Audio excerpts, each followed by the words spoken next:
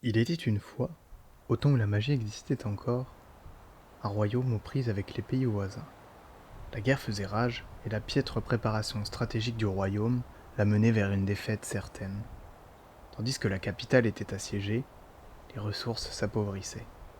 Le château ne pourrait tenir qu'un mois à peine.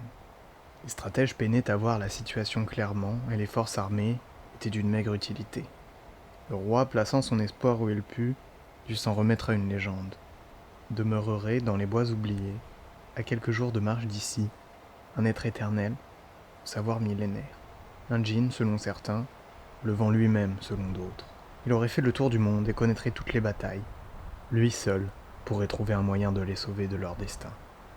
Luca, le plus courageux d'entre tous les soldats, se proposa en tant qu'émissaire et fut choisi pour cette quête.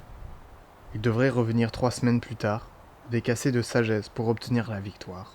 C'est ainsi que Luca sortit par les catacombes, contourna le siège et s'enfuit. Il marcha 10 jours et 10 nuits et parvint enfin à la forêt, qui ressemblait à n'importe quelle autre forêt. Il s'engouffra à l'intérieur. Après quelques mètres seulement, la forêt était devenue si dense et des arbres si grands que le soleil avait disparu. Quand il se retourna pour vérifier le chemin qu'il empruntait, Luca ne reconnut rien et comprit qu'il était perdu. Le vent se souleva d'un coup et le bruissement des feuilles devint étrangement fort. Des bruits de pas nets et rapides faisaient craquer les branches autour de lui. Il y en avait une dizaine. Non, une centaine. Luca dégaina son épée. Les bruits s'arrêtèrent d'un coup. Qui va là demanda le guerrier en se plaçant en garde. Un murmure, si peu perceptible et pourtant si proche, à tel point que Luca pensa rêver, lui répondit. Je suis le sirocco et le mistral, l'alizé et l'ouragan. Je suis celui qui a demeuré et demeurera. Luca respira, se redressa, plaça son épée dans son fourreau et annonça d'un ton assuré. Je suis venu m'enrichir de votre sagesse. Je ne peux t'offrir que la connaissance, répondit le souffle qui semblait maintenant derrière lui. Je suis venu parce que je sais, coupa la voix. J'ai eu vent de ta quête. Faites-vous des jeux de mots maintenant osa rétorquer Luca. Ne crois pas que seule ton espèce est capable d'humour. Vous avez de l'esprit pour un esprit, fit-il dans un rictus. Luca s'étouffa net, ses poumons grondaient, mais c'était comme si l'air ne rentrait plus, qu'elle avait disparu. Ne m'ironise point. Alors que Luca allait perdre connaissance, une vague d'air lui parvint, et d'une grande inspiration il put reprendre son souffle. De multiples rires lointains et proches résonnaient dans la forêt, puis la voix reprit. Ton impertinence m'amuse. Formule-la, et je répondrai à ta question. Luca, après avoir repris son souffle, demanda. Des ennemis sont aux portes de notre cité. Par quel stratagème pourrons-nous les vaincre ? C'est alors qu'il crut apercevoir une sorte d'ombre se former derrière un arbre. Une brume qui semblait avoir un visage. La brume se mit à bouger légèrement, comme si elle parlait. Hélas, même moi ne peux savoir comment l'homme peut se sauver de sa propre folie. Voici le conseil de celui qui passe et ne s'arrête jamais. Fuis et fais ta vie ailleurs. Tu ne retourneras d'où tu viens que pour y mourir. La brume éclata dans une bourrasque et s'étendit partout, si bien que Luca ne put voir à 1 mètre. Il avança d'un pas et fut surpris de se retrouver à la sortie du bois.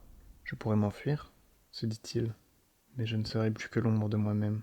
Je préfère mourir l'épée haute, à côté de mes sœurs et de mes frères. Luca, prêt à affronter son fatum et résigné, trouva un cheval dans le village le plus proche et galopa à toute allure jusqu'à l'aube. Il arriva enfin. La cité était en feu. Les ennemis avaient pénétré les murs et la bataille faisait rage. Il fenda les lignes arrière des assaillants pour se frayer un chemin jusqu'au château. Par l'effet de surprise, il réussit à passer sans problème et même à trancher 2-3 têtes au passage. Arrivé au château, il apprit que le roi avait reçu une flèche en plein torse. Il se précipita à sa chambre. Le roi était allongé dans son lit, entouré de ses sujets, le visage transpirant et blême, la poitrine ensanglantée. Son heure était bientôt venue. Luca s'agenouilla devant son souverain et lui dit doucement « Tout va bien aller, tout va bien aller. »« Je le savais, » répondit souriant le souverain en rendant son dernier souffle. Tout le monde demeurait silencieux. Luca sentit qu'on attendait son commandement. Il demanda à réunir les soldats restants et de lancer une dernière offensive. « Charge !» hurla-t-il. Comme le tonnerre, ils arrivèrent sur l'ennemi, fracassant leurs boucliers, brisant leurs épées. Luca savait qu'il ne pourrait pas gagner. mais il avait voulu offrir à ses compagnons peu d'espoir en cadeau d'adieu. Après quelques heures de combat, le guerrier à bout de force peinait à maintenir ses yeux ouverts. Il allait s'évanouir. Il entendit résonner une voix familière. « Je ne peux sauver l'homme de sa propre folie, mais je peux te sauver toi, car tu m'as montré que la folie humaine mérite parfois d'être sauvée. » Des lames d'air sifflantes s'engouffrèrent dans les rues. Une rafale fit valser d'un coup 50 soldats ennemis en dehors de l'enceinte du château. De gigantesques courants d'air empêchèrent les opposants de faire un seul pas. Les flèches vinrent se planter d'elles-mêmes dans les corps pétrifiés d'horreur. En moins de temps qu'il ne faut pour le dire, l'armée adverse fut terrassée. Le chaos terrifia les ennemis restants qui partirent dans des hurlements d'effroi. La bataille était gagnée. La rumeur fit vite le tour du royaume, si bien que l'espoir revint, et l'invasion prit fin en quelques jours. Luca, dit-on, fit le tour du monde, recherchant son salvateur en vain, puis revint des années plus tard, et devint un grand commandant, plein de sagesse et d'usage et raison.